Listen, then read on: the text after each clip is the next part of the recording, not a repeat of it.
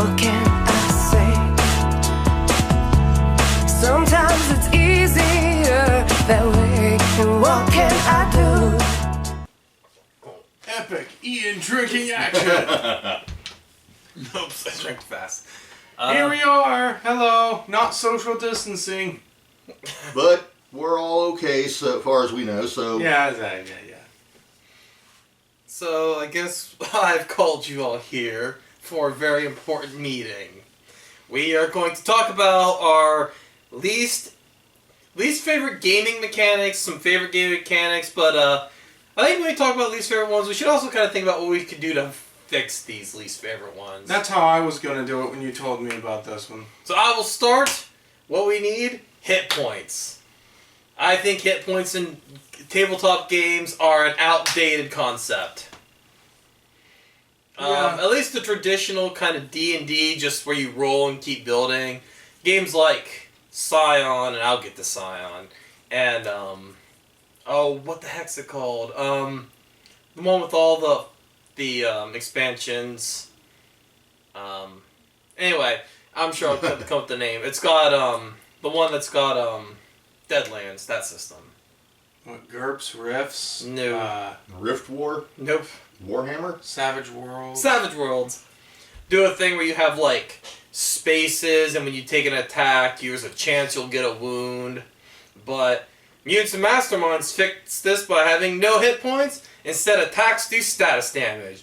Getting punched doesn't do 5 points of damage. It can, depending on how much the punch does, it could knock you off balance. It could just straight up knock you out. So instead of, and I kind of like that system where attacks don't tick off hit points, they slowly accumulate more and more devastating status ailments. Well, the whole idea... What the fuck? Ailments. Well, the deal with Mutants and Masterminds was it was taking you out of scenes and stuff like that. Mm-hmm. It's like character death was actually pretty rare.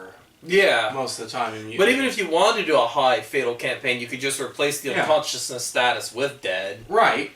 So, but yeah, I just like the idea of instead of tacking a number, I'm okay, I'm out, just this idea of slowly accumulating, being stunned, being fatigued, being sickened. Yeah, that seems more realistic than I'm perfectly fine up till 0 hit points, then you're down. Anything more than 0 means I'm okay. and perfectly okay. Yep. For all mechanical purposes. Whereas Savage Worlds and Scion, as you take damage, you do accumulate like penalties and stuff. penalties. The same with yeah. Danger Patrol. As you get those hit point buffs, your penalties start to accumulate, which is realistic.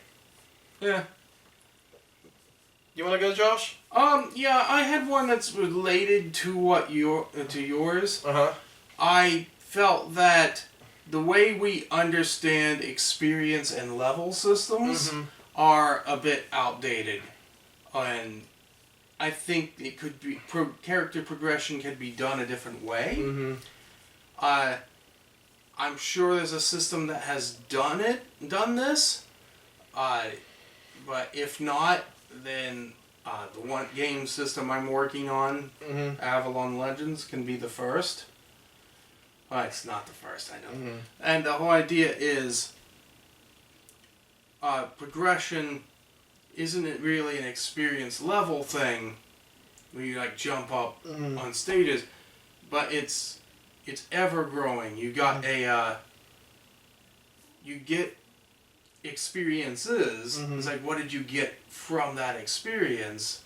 Marvel role-playing game does that. You were in what called lines of experience. You do things and you write down lines of experience. Like you said, like got into a fist fight with the Blob, so you would gain 1 line of experience toward close combat, and then once you got 10, your actual stat would increase. Yeah, basically, what you went through is what you... Yeah, I not exactly. I'm actually thinking more of a like over-glorified point buy system. Okay. So, because I always loved character customization. I'm not opposed to you get exactly what you would have logically through experience, But that is limited and not as fun for the player. It is limited because it means that what experience you get is based on what obstacles the DM has thrown at you. That's true. For example, you can't increase your ability to do investigations if the DM hasn't thrown a mystery at you in 2 or 3 levels. Right.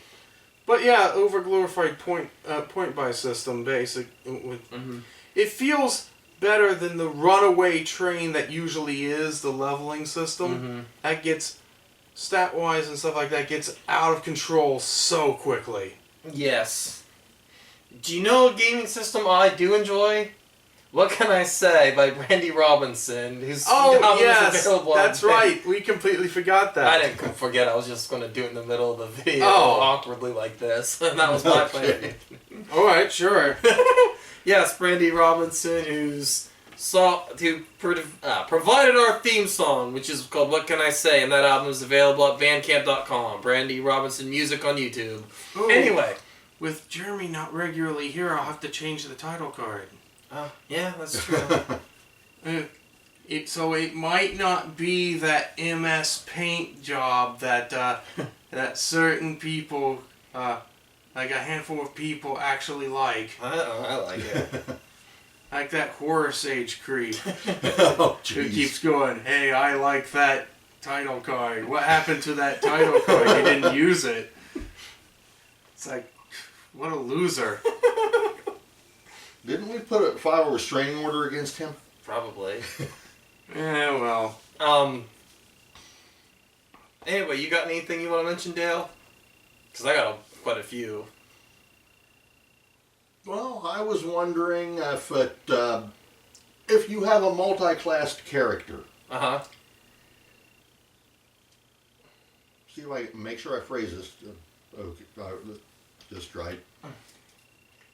But since you have 2 or even 3 different classes, do you have to just divide the experience points per level among all of them? I mean, shouldn't you get like maybe different levels of experience for each class? Well, how most of the modern ones work is you just gain a level. When you gain a level, you can just decide, this level I gained, has I gained it in fighter or had I gained it in wizard or whatever? It's like you get a level token, you put it wherever you want. Because I know in some of the older editions of Dungeons & Dragons, if you earn 50 experience points, 25 went to fighter, 25 went to wizard, and that was just how it worked, and you could suck a lemon if you didn't like it.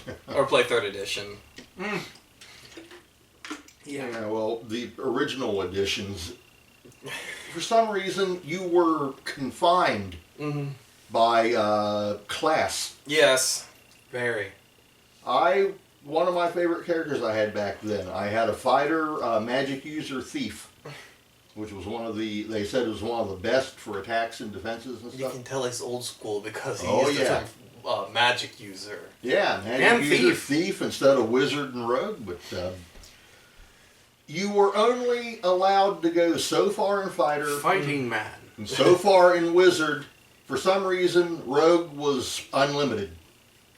Oh yes, level. I am so glad we're done with racial level caps in Dungeons & Dragons. Yeah. That was a terrible idea. I get what they were going for, but oh boy.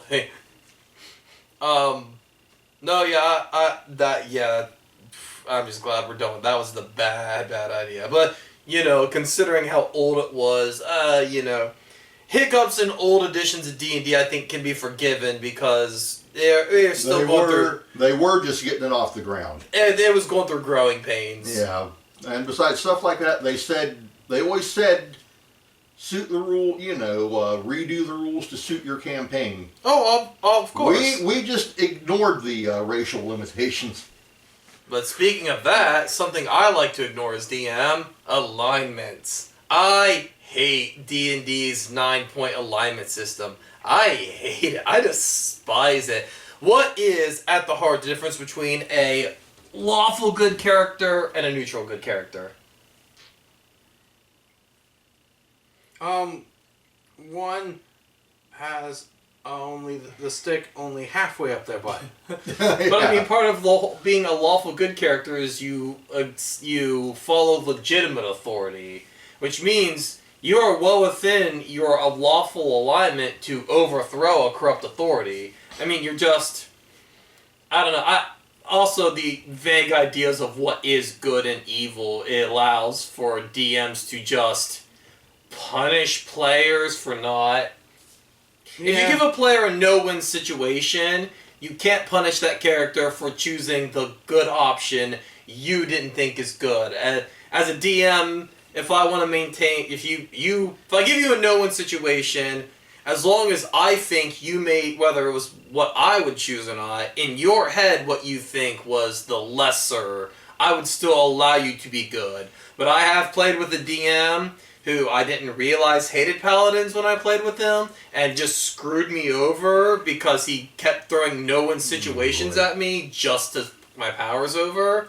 And yeah, it was a very irritating thing to have done. I do hate the DMs that turn that into basically a sport, trying to ruin paladins specifically. Because that's no fun for the player. That's just... If you don't want me to play a paladin, say up front, no paladins. I'm fine, I'll play something different. I love paladins, but if you say paladin wouldn't fit in my world, I won't play a paladin. Although Jeremy and I, on our little online forum game things, we used to enjoy breaking the paladin breakers. Playing as paladins and basically forcing those DMs into no-win situations themselves, where they really couldn't screw us over.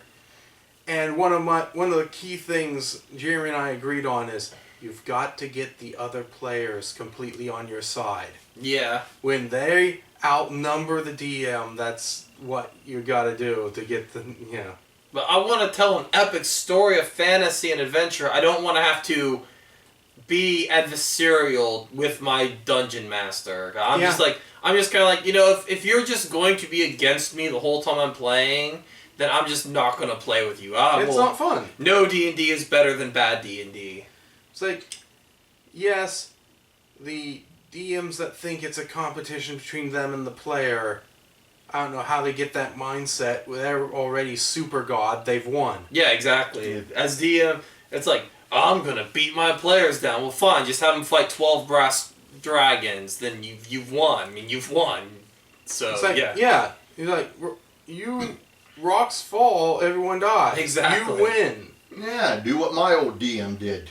Well, this was just a threat he used to keep us in line, but he'd say, behave, or I'm going to roll the dice, and oh, look, 15 beholders just popped up. You see a spot in the distance. It's a dragon. He eats you. Game over. Or no, guess who just attacked your party? Tiamat. You're in the dark. Looks like you're likely to be eaten by a group. Yep. Yeah. And alignment language. Oh, God. Really? I'm glad the alignment languages went away. Yeah, like Spoonie said. Anybody here speak chaotic neutral? That was just... Old D&D had growing pains. It had a lot of ideas. Not all of them were good. You want to talk about old school D&D psionics? Oh, gee. You want to talk about 3rd edition psionics? He was about as bad. Okay, so in traditional D&D, wizards have they call it Vancian magic. Fire and forget. You have spell slots, you set a spell in the slot, you cast a spell, poof, that spell's gone. So the idea is that during that 8-hour rest, you do most of the ritual, and so you have these rituals stored in you almost, so you just do the last couple motions, and then the ritual finishes, and then you cast the spell. Psionics, you had a mana pool like you were playing a JRPG, and one of the things they could do is they could spend points to bolster their spells. The idea was supposed to be the equivalent of a metamagic feat. The problem is, metamagic feats had to be spells stored in higher slots. You couldn't metamagic your strongest spell level. Right. However, you absolutely could, during the boss fight, just dump everything into that one Psy Blast, your high-level Psy Blast, and just wipe the floor with whatever target. Yeah. Which is why, in my game system, psionics just function literally exactly like traditional magic spells. I think that's how Pathfinder does it now, too. I believe so. That's how they did it in first edition. Yeah, that's what I meant. Oh, in got it. first edition Pathfinder, yeah, they worked it like actual like spell slots. I'm not sure if they added psionics into the player's guide. I don't know yet. I know I nothing haven't looked about at the player's guide either. So PE second edition. I know very little to nothing about PE second edition. PF said. Yes, I was like, wait, I said PE. PF. You got anything? No, PE is what we avoided because we were nerds that play D&D. Yep. I don't know how people climb the rope. Well, if I've learned anything from D&D, they roll the proper check, and but that didn't really help. Unfortunately, I made strength by dump stat.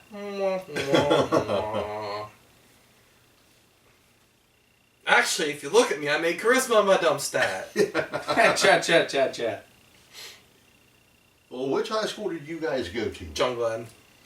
Cambridge couldn't avoid phys ed. You had, it was Oh. a required course. We Yes, couldn't avoid it either. That never said we were good at it. Oh, there, I He hear said you. tried. Yeah. Apparently intelligent was our What is my high stat?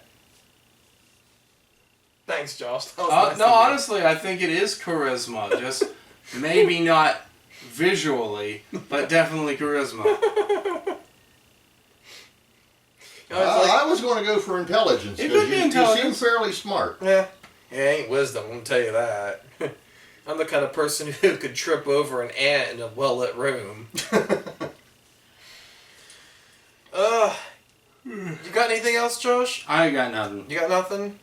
Same here. Okay, I'm gonna drop this one, and this is something I absolutely abhor in games. Dice pools.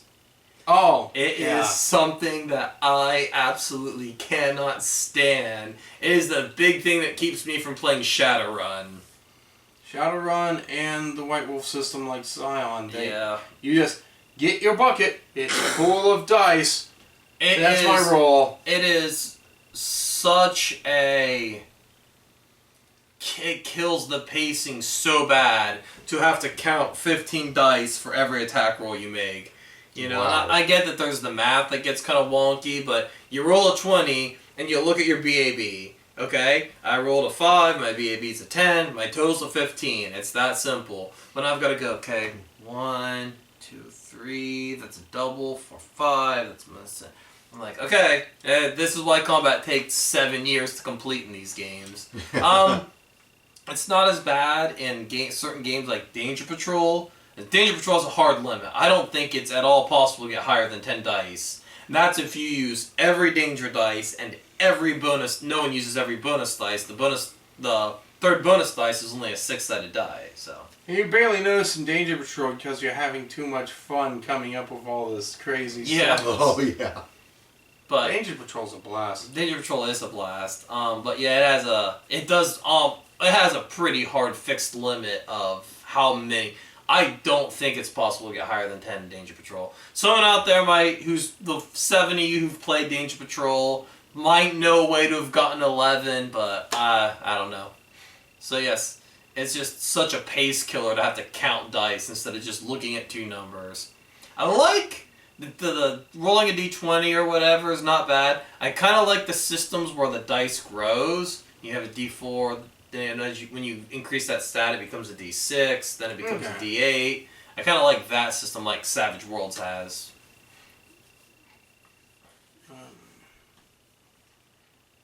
Is there anything in particular you would like to see more of in role-playing games? There's some stuff in D&D that has gone away for 5th edition, or maybe before that. I don't. Not familiar with them. Kind of like to see them come back. Mm-hmm. Like what? Well, like I was looking through my 5th edition monster manual. Mm-hmm. They got rid of the old green slime. Oh yeah. That might be in an extended book because they like to milk them, and hey, I can't blame them for wanting to sell more monster manuals because the problem with Dungeons and Dragons is a lot with the video game companies discovering where it's one big investment at the start and then nothing. So you gotta monetize it somehow. Stretch things out. Yeah, gotcha. Don't know, I forgot. Oh, we were actually just talking about this in 4th edition where they had a hard limit to what abilities you could know based on class. You're a fighter. Okay, I want to take a rank in Knowledge Arcana because I want my fighter to be this expert in magic. No, you can't. What do you mean I can't? Fighters don't know anything about magic, but I've spent my life fighting wizards and magical monsters, and I have 700 magic items. I would think I would know something about magic just from the amount of magic items I've used. Nope, can't. You're a fighter. Fire's too dumb. Look. 4th edition. We built this perfectly balanced little box, and you will fit inside our perfectly balanced little box, and you're not allowed to escape it. Or else the game becomes unbalanced, and no one has fun with unbalanced games. Isn't that right, Laser Cleric? Laser Cleric. Isn't that right? My favorite character, one of my favorite characters, Drake Rose, world famous pirate. Hey, bard, not a bard. I'm a pirate. Have you ever seen me play an instrument? No. His perform was perform trash talk and perform epic speeches. Yeah, it was oratory. So he used his mouth and he used his words like your parents always told you should. Yeah. But yeah, he did like none of the traditional bard stuff. He didn't really play music. He did flirt a lot, but he never succeeded, just because to me that's funnier than doing the I'm gonna sleep with every single barmaid out there. I'm like, okay, that's good for you. You're gonna try. Yeah. But it was funnier when Drake Rose didn't even try. He only tried for goals that were well outside of his reach, like royalty. And he failed. And it was funny because he failed. I always enjoyed his catchphrase, I have a plan. Don't worry, I have a plan. Famous last words. I can't Except remember. with him, it always worked by a stroke of luck. I was about to say I couldn't remember if after reciting that line whether or not he always failed or always succeeded. Always succeeded, and usually through a stroke of dumb luck. It was like, by some miracle his plan works. But it also helps that you didn't use that line all the time. Nope. Sometimes it was, don't worry, I know exactly what I'm doing. Oh no, he never knew exactly what he was doing. Okay. Sometimes it was more like, oh well, might as well go for it. Yeah. Those who dare win. Or die, and if they're dead, then they don't have to worry about it anymore. Like they say, you don't need a parachute to go skydiving, you just need one to go skydiving twice. Yeah. Nice. Oh, I don't know. Actually, Rift's World has an interesting alignment system. They have good and evil, and the good and evil have different layers. They're not like awful. But they also don't have a neutral. They have a selfish alignment. Where I think that makes more sense than calling it neutral, because the idea of a neutral character wouldn't take action to be heroic, but a selfish character would. For as flawed as it might be, the Fable series in video games, They have a sliding bar. they had the good evil slider bar. And unfortunately, video games have abused the crap out of that. And then it does kind of just come down to an issue of binary moral choice, where everything is on this weird, it's either good or evil. Yeah. And I like to give alignments as a guideline, where it's like, Okay, my character is chaotic neutral. Okay, so your character's a free spirit. Not chaotic neutral is not a monolith. Not every character who is chaotic neutral is chaotic stupid. I have played plenty of chaotic neutral characters that were not murder hobos because. Okay, I'm sorry. Most people who are like, I'm chaotic neutral, I do what I want. You're chaotic evil. It's like, yeah, you do what you want with no regard. That's chaotic evil. oh, I'm just gonna. Okay, you find the prisoner. His arms are shackled in chains. You don't see any visible lock. I just cut his hands off. Okay, you're not chaotic neutral. You're chaotic evil. You fucking murder hobo. I hate murder hobos. It's like when I DM'd with alignment, they could make whatever alignment they want, but their actions will speak better, and I will change their alignment. See, I don't even really go that far. I just try to. Yeah. I try to, especially newer players, I try to have them pick an alignment at the beginning because I think it makes a good starting point for role playing. Mm-hmm. Like, I want my character to be a noble hero. Okay, so you're probably lawful good or good. You're probably not chaotic good. If you want to be chaotic good, you're probably something closer to like a Batman or a Robin Hood or Punisher even. Although Punisher kind of skews down a step from the good alignment a little bit. Yeah, Frank Castle's kind of... Oh, yeah, he's completely unrelated, but you mentioned the Punisher. Uh-huh. I saw a, list of Iron Man armors, Mm-hmm. and Frank Castle got one Oh, yeah? at one point. So he had a Punisher Iron Man suit. It actually looked kind of good. Did it have, like, the War Machine guns all over it? Yeah, pretty much. Yeah, it had that the would skull be him. motif, because, Punisher. And they had, like, the guns and stuff all over it, Yeah. like War Machine? Yeah. Yeah. That Yeah. sounds It's right. basically that would War be him. Machine armor, it just... With the skull motifs. Yeah. So, like an atlas. Yeah. Which, when I ever review the Battletech animated series, I'll have things to talk about. The Battletech animated series wasn't that bad. I kind of enjoyed it. It was my first experience with a show being canceled on a cliffhanger, Yeah. and it really bothering me as a kid, because I wanted to find out what happened next. Yeah, that's true. At this point, you're so jaded, you just expect shows to end on cliffhangers. Yeah, it doesn't bother me anymore. I heard news of what Season 2 was going to look like, if they were going to continue, and they were going to get an Atlas. Oh, wow. I I was was like, oh, that would have Oh, been what they have for this first season, all the smaller mechs? A lot of them, like, I think the main character drove an Axeman, didn't he? He got an X-Men until that got totaled. He eventually started piloting an Awesome, and Awesomes were an assault mech, just not as big as an Atlas. But what is as big as an Atlas? A couple, not many. I think they're... Well, I think an Atlas is the only inner sphere 100-tonner, 100 tons of fun. but the clans had at Yeah. least one 100-tonner. It would make sense. The clans would have more.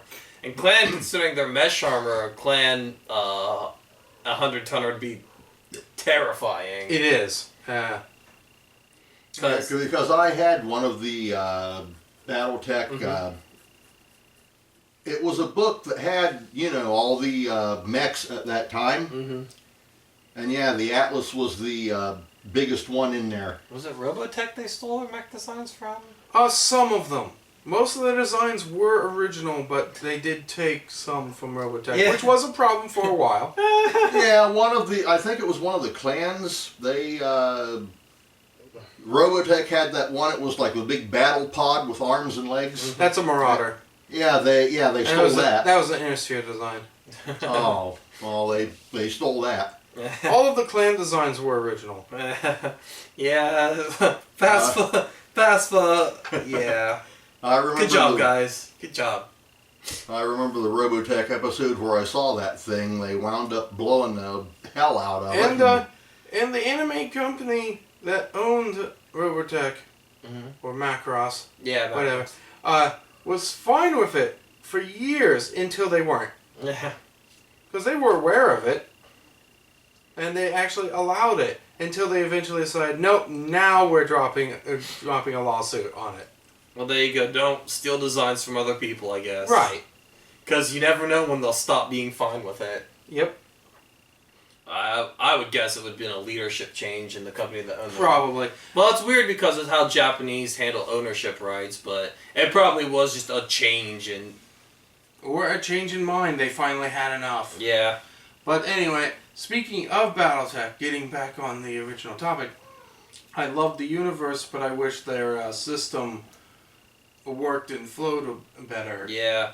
Because it had this... The BattleTech role-playing game had this issue where... So when you launched an attack from a mech, you rolled to see where on the mech you hit. Yeah, not only that it hit, but then you rolled again for where it hit. So you're just spraying bullets. It's just left arm, right leg, body, shoulder, Did body, you also head. have to roll for the amount of damage? Yes.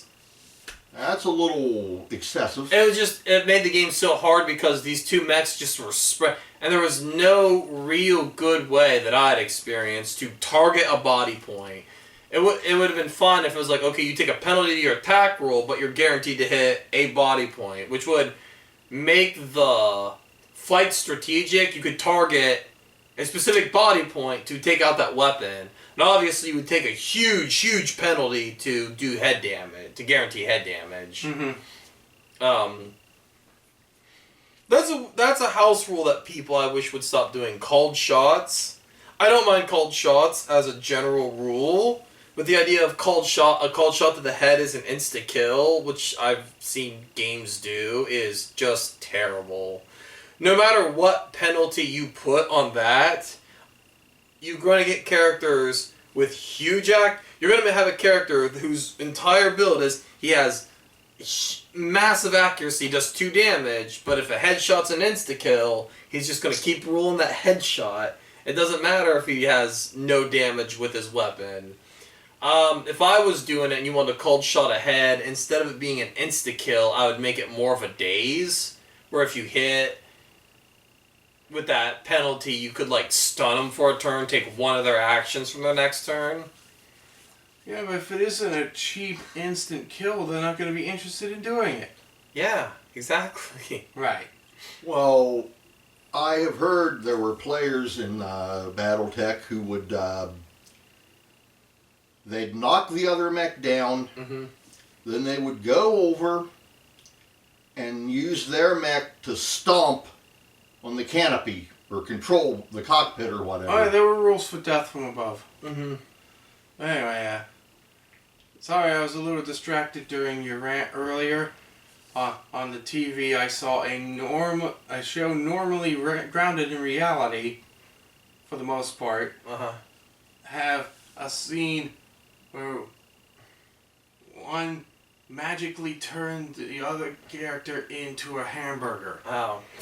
And it's like, it threw me off because it's normally a reality-based thing. Hi, I'm Bruce the Shark.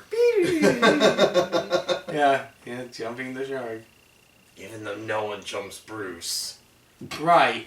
And although that Happy Days episode was kind of misquoted, to be perfectly honest, the trope. Because even Fonzie didn't really jump the shark. He was going to, and it didn't happen. Oh, I don't think I've ever seen an episode of Happy Days. Yeah, but it's famous. A show that jumping the shark is the famous line for the show's going too far. And although that was the turning point where Happy Days wound up starting to suck, Fonzie never actually jumped the shark. Speaking of Happy Days, game systems that are licensed for the sake of a license. Yeah. TSR did that a lot. And that was basically what killed TSR. I mean, I actually think they had a Happy Days license. I think so. Who's gonna play a Happy Days role-playing game? I have to admit, I'd be intrigued. I mean, what would it be? I don't know. I would have to read the rule book. I mean, would it be like the Doctor Who role-playing game they had, where if you're not playing as the Fawns, you just lose? Because that was the problem with the Doctor Who one. Is like, if you're not the Doctor, what are you even doing? Yeah, one player was the Doctor, and he was just the best, and everybody The else other ones were companions. companions, and usually what it came down to is the Doctor who had to save you. I mean, yeah, it's accurate to the show, but it doesn't make for very good role-playing. It's like the Buffy the Vampire role-playing game where, like, one player was the Slayer, and they just had such a heavy edge over other players. And pretty much every Star Wars game, if you're not Jedi, forget it. Luckily, a lot of the games have modified that to where, like, assault characters and tech characters can still function on that level. Yeah. So I'm gonna be a Wookiee Jedi, because in the old West End games, Wookiees were tanks. Wookiees would just tank missiles. And that was actually one they would allow. They did not allow for Hutt Jedi. No. Which was bullcrap, because there actually was one in the Jedi archives. There was a Hutt Jedi. Yeah. Are there any species in the canon that have no midichlorian ability or midichlorian? I think anybody can be a Jedi. I think anybody can. But, Timothy Zahn's trilogy about the Last Command and everything. Mm-hmm. He actually had these creatures that could block out the Force. Oh, wow. And some other ones, there was a pirate captain or a smuggler guy in charge of a smuggling ring. Mm-hmm. He used these things for hunting animals. They hunted with the Force. Oh, wow. They think that's why these other things, they came from the same planet. It's pretty obvious why these things developed the ability to block out the Force. So these carnivores who hunted with it wouldn't be able to find them. makes sense, yeah. Of course, that's back when the Force was still magic and not, not space bugs. What biological would you say here? Yeah, whatever. I like Josh, space bugs. Yeah. Well, some people, they say it's like space scabies. Or scabies. Yeah, whatever. I always assumed it was like space AIDS. Yeah. So but in a good way. Speaking of, can we in role playing games? Can we get rid of the 3 role playing game worlds? Tolkien fantasy, Shadowrun cyberpunk, and Vampires in the Shadows. You can twist it up a little bit. I guess 4, because superhero. Even in superhero games, a lot of it is so much like DC Marvel clone crap. Like, Well, can you blame them for that? yeah, because the world's already littered. That's one of the things I like about Danger Patrol. It's a game designed to feel like a 1950s sci-fi series. Or there's one called Fight, which is themed around like a Street Fighter or Mortal Kombat universe. Or I even like a Wanderer's Romance, because when we get out of that, of course you get that when you're generic fantasy world, you have to have samurai and ninjas. But I like a Wanderer's Romance because it's themed specifically around wuxia, around Chinese kung fu movie style stuff. They could spice it up. It's Asian, but it's China instead of Japan, because apparently the only place in Japan that has mythology the only place in Asia that has mythology is Japan. Yeah. And we have a fantasy. You're making a fantasy world. Go crazy. Go nuts. Give us stuff that's just so weird. Read some Douglas Adams sci-fi and see just how crazy imagination can get. Oh yeah. My goodness, it God. didn't succeed as a show, but I was actually really interested in the Lego series Nexo Knights. Oh yeah. Because it was... They went ahead with the sci-fi, medieval sci-fi. Mm-hmm. Everything it actually was technological. Mm-hmm. All of their so-called magic was all tech. Mm-hmm. But their society and style of everything was all medieval. I thought they pulled it off well. Yeah. Yeah, you can change settings up really nice. Yeah, go crazy with your settings. The imagination's the only... I mean, I guess there are some out there that are really weird, like, Don't Rest Your Head, which is, like a horror game with this idea of being an insomniac lets you break the veil into, like, this... and some of the Don't Rest Your Head campaign setting is crazy. And, yeah, I don't know, just... I mean, there's so many different styles out there. We need more Western and more wrestling role-playing games. They really need to remake Boot Hill. Or whatever. Yeah, that was Western. Like, there's, like, I can only think of, like, really 2 Western-style games. That would be, like, Boot Hill and Deadlands. Yeah. Deadlands had that interesting system, the card... Mm-hmm. I just thought of a fantasy world that you could really make good use of. Mm-hmm. Robert E. Howard's Hyborian Age, where the Conan stories were set. Conan. Yeah, there's a Conan role-playing game. Never played it. Gamma World is an interesting setting because Gamma World is just so... It's post-apocalyptic. It's just so weird and kind of out there with, like, mutant animals and stuff. Yeah, I took a few runs through it. Yeah. I think I played it twice, but both times, I don't remember what edition I played, both times I enjoyed it. There's Paranoia, which is just... Well, Paranoia was a hoot. Well, TSR also did Top Secret. A spy. Yeah, if you want to play James Bond. No one mentions that one too much anymore. I always forget I've never played it, but I would like to see somebody bring Top Secret back. Because that was another one that my group would get into sometimes, and we had fun with that one. We just did D&D, occasional, well, we're starting to get into Gamma World a little bit. Top Secret, and when Champions came out, we got into that. Yes, Champions. I think they're in their 6th or 7th edition now, Champions. So, I mean, they've been doing a good run. Yeah, I'm glad to know they're still around. You know, they actually published, the company that made Champions, it was a limited series, but they actually did a self-published comics. Oh, yeah? Yeah. That's kind of cool. I'd be interested to see it that. only went for, it was a 3 or 4 issue story. And they admitted it was basically a trial run. Mm-hmm. I think the game system Champions is called Hero System now. I believe. I believe that's what Champions got turned. Much like how Rift's World has just kind of become these various things like Palladium and things like that. Since the company that owned Rift, Steve Jackson Games, has lost a lot of their license, so they don't really have the Ninja Turtle world anymore and anything like that.